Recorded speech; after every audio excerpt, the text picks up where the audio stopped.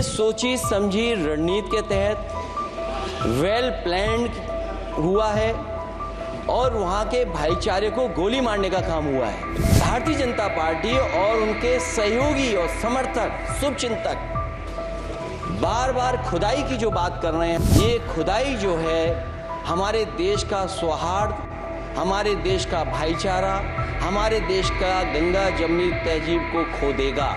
ये लड़ाई दिल्ली और लखनऊ की है। उत्तर प्रदेश के संभल में शाही जामा मस्जिद में 24 नवंबर को हुई हिंसा का मामला सुर्खियों में बना हुआ है। मंगलवार को समाजवादी पार्टी के राष्ट्रीय अध्यक्ष अखिलेश यादव ने संभल हिंसा का मामला जोर शोर से संसद में उठाया। अखिलेश यादव ने लोकसभा में इस मामले पर अपना बयान देते हुए कहा कि संभल हिंसा के लिए पुलिस प्रशासन और यूपी सरकार दोषी है। उन्होंने संभल के जिलाधिकारी और पुलिस अधीक्षक पर हत्या का मामला तक दर्ज कराने की भी मांग की। सुनिए अखिलेश यादव का संसद में दिया गया भाषण।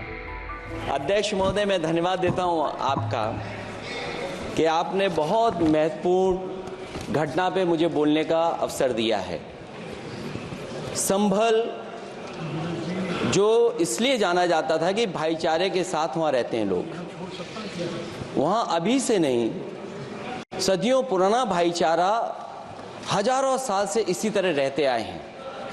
लेकिन अचानक ये जो घटना हुई है, ये सोची समझी रणनीति के तहत वेल प्लान्ड हुआ है और वहाँ के भाईचारे को गोली मारने का काम हुआ है।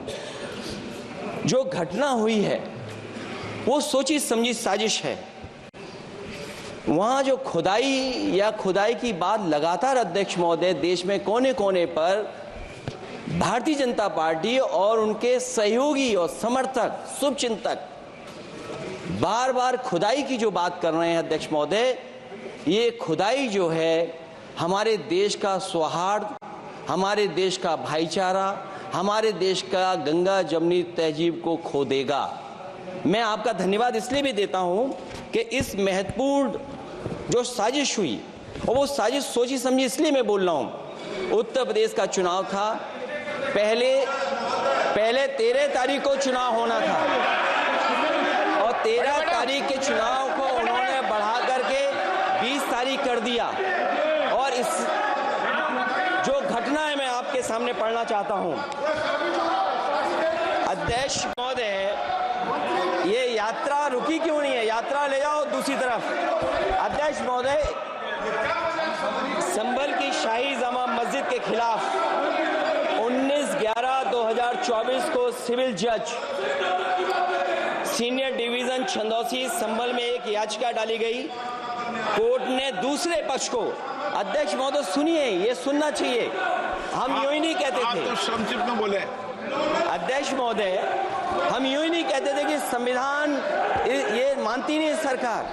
हम यूं ही नहीं कहते थे कि संविधान नहीं मानती। जब प्लेसेस ऑफ वर्शिप एक्ट है, प्लेसेस ऑफ वर्शिप एक्ट है, हम बनते तो बहुत कुछ हैं। संभल के शाही जामा मस्जिद के खिलाफ 19/11/2024 को सिविल जज सीनियर डिवीजन चंदौसी संभल में एक याचिका डाली गई। कोर्ट ने दूसरे पक्ष को सुने बगैर उसी दिन 19/11/2024 को सर्वे के आदेश दे दिए। ताज्जुब की बात है, संभल के जिलाधिकारी संभल और पुलिस अधीक्षक संभल आदेश को पढ़े बगैर 2 घंटे के बाद सर्वे के लिए पुलिस बल के साथ शाही जामा मस्जिद पहुंच गए। जामा मस्जिद की कमेटी, जनप्रतिनिधि, उलेमा इकराम, सभी अधिवक्ताओं ने सहयोग दिया। जिलाधिकारी संभल और पुलिस अधीक्षक संभल ने 2.5 घंटे सर्वे के बाद कहा, आप सब सर्वे पूरा हो चुका है और अब रिपोर्ट कोर्ट को भेज दी जाएगी। लेकिन दिनांक 22/11/2024 फ्राइडे को जुमे की नमाज के लिए लोग नमाज अदा करने के लिए जामा मस्जिद पहुंचे, लेकिन पुलिस प्रशासन ने बैरिकेड लगा दिया ताकि लोग नमाज न पढ़ सकें। उसके बाद भी लोगों ने संयम बरतते हुए नमाज अदा की और किसी प्रकार का विरोध प्रदर्शन नहीं किया। 29/11/2024 को कोर्ट की अगली तारीख तय थी।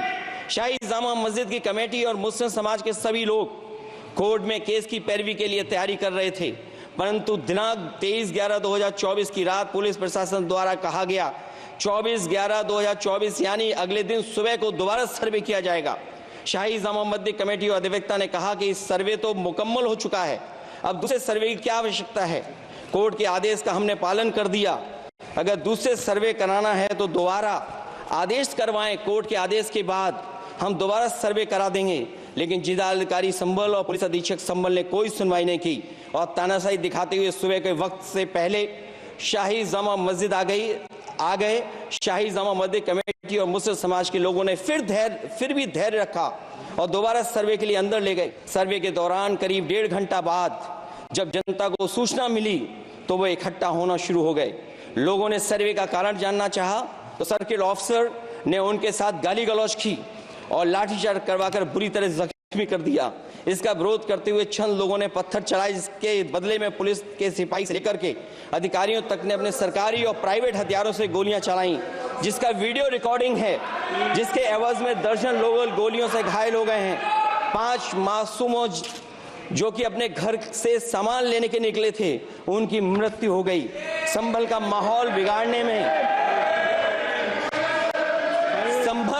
संभल का माहौल बिगाड़ने में याचिका दायर करने वाले लोगों के साथ पुलिस और प्रशासन के लोग जिम्मेदार हैं। इनको निलंबित किया जाना चाहिए और हत्या का मुकदमा चलाया जाना चाहिए, जिससे कि लोगों को इंसाफ मिल सके और आने वाले समय में कोई इस प्रकार की संविधान के खिलाफ और गैर कानूनी घटना को अंजाम न दिया जा सके। अध्यक्ष महोदय, ये लड़ाई दिल्ली और लखनऊ की है। No, please.